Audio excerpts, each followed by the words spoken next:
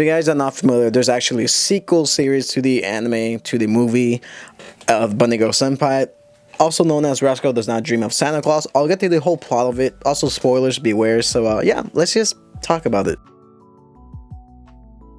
The story of Rascal Does Not Dream of Santa Claus is actually pretty interesting. Not too many people have really talked about this show, which is kind of strange because I think this is probably one of the better romances. Well, not necessarily romances, but I think it's one of the better storylines compared to some of the other like shows currently airing.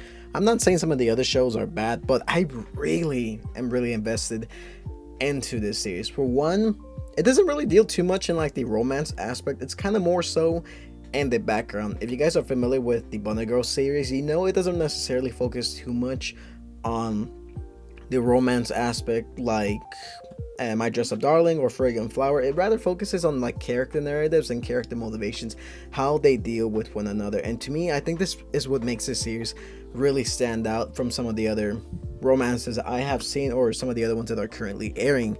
And if you're familiar, this is actually produced and animated by Cloverworks. And Cloverworks, if you're familiar, they're also animating My Dress Up Darling and Fragrant Flower. So pretty much this entire season, the entire romance genre has been pretty much dominated by these three shows made by the same studio, which is actually pretty cool. And they even made like a collab poster of all their works, like just showing them off. I think it's pretty cool. And to rank each of these series, it's kind of difficult because I really like all of them. If you had to tell me which one is my number one, I don't know. I really just like all of them. Anyways, I'm getting off topic, but this video is going to contain spoilers for Rascal Does Not Dream of Santa Claus. So yeah, let's just talk about it. One of the main things I like about this season is the fact that we get to see a transition from Sakta going from a high school student to a university student.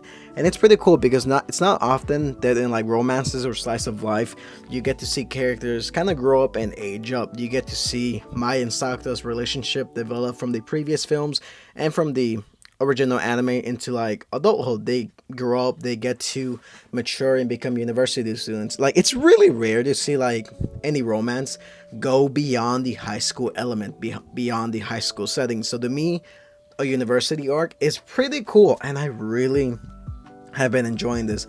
So pretty much the storyline of this season is the puberty syndrome, which has pretty much been like the back catalog of like every problem in the Bunny Girl Senpai universe. Like, if you guys are not familiar with what the puberty syndrome is, it's essentially a phenomena where people cannot see you or like mysterious things happen to you. In this case, we have a few characters who are affected by the puberty syndrome. We have Miniskirt Santa Claus, we have Ikumi Akagi, and we have Sara Himije. We also have Mirio, and it's pretty cool how each of these characters have some of their own arcs. I don't want to spoil too much about what happens, but the Akagi arc is by far my favorite one so far. We're in the Toko Kerishima arc at the moment. It's actually about to conclude as of the moment of me recording this. We're just waiting for one final episode.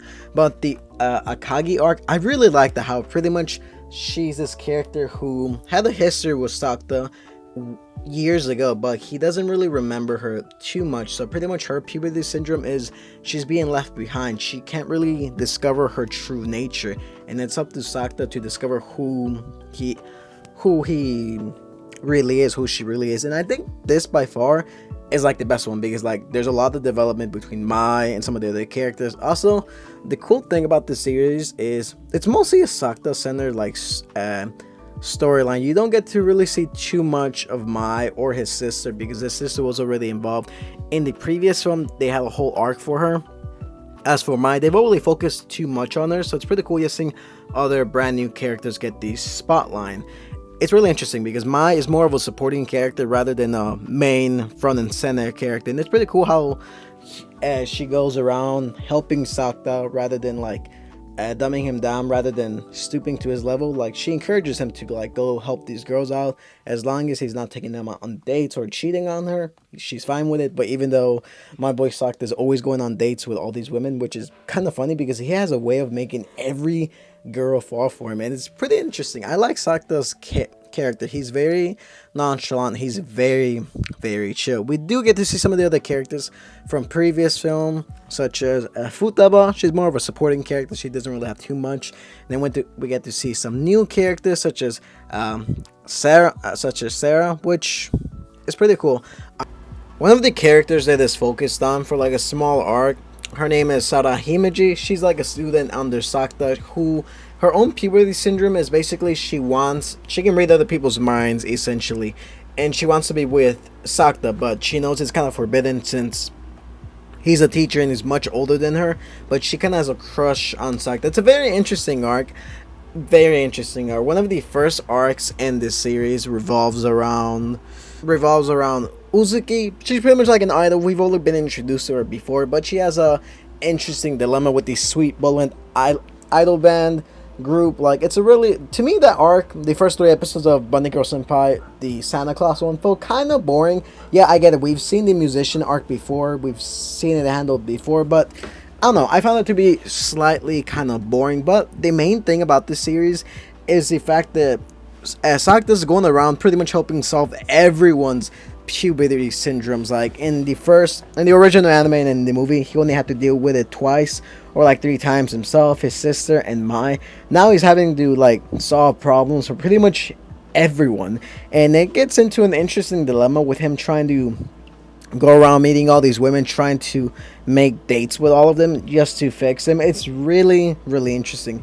One of the more interesting things about this series is that overall it's focused on this girl named Toko Kerishima, and pretty much her thing is she's dressed like Santa Claus and she goes around handing puberty syndrome to pretty much everyone because that's what Santa Claus would do. Santa pretty much would deem you naughty or nice in her own twisted but not so sick way. We get to learn more about her identity, which is ultimately revealed to be a university student by the name of Nene Mizawa. I'm sorry, I'm butchering the name, but she's pretty much a student. Everyone forgot about her existence when Mai entered her university, so she eventually got puberty syndrome, and we get to see her whole arc develop. She's pretty much the reason all of these characters and everyone around has puberty syndrome, and we learn a little bit more about her background, but I don't want to spoil too much of it till the last episode. But just know she's a very interesting character. She's not necessarily evil or bad. She's just kind of suffering like everyone else, and in her own way she's giving puberty syndrome to pretty much everyone, and it's up to Sakta to pretty much solve like this dilemma for like everyone around them, which can either be really good or bad. But like I said, most of the main focus is on the new characters and Sakta himself. Our main characters like Futaba and Mai, they're pretty much more in the background. They're pretty much more supporting characters. But overall, I think it's a really fantastic series. I think it's a very interesting series. It doesn't really dwell too much into the romance aspect, but rather the character development, rather the character narratives. How can one be better? How can one learn to love and accept themselves? It's really interesting just seeing these characters develop, and I like the new setting. I like how they reference their time back in high school, like it was years ago, and which is true because for us, the original anime came out a few years ago, and now it's like a few years later. So realistically, we get to see them grow, and I really do like that. But overall, that's just my thoughts on the latest season of Rascal Does Not Dream of Santa Claus. It's really good. I highly recommend you guys go watch it. It might be a little bit confusing, but I liked it. I really like it. I cannot wait for the final episode. But yeah, that's just my thoughts on it. What do you guys think? Do you like it? Do you hate it? But yeah, let me know.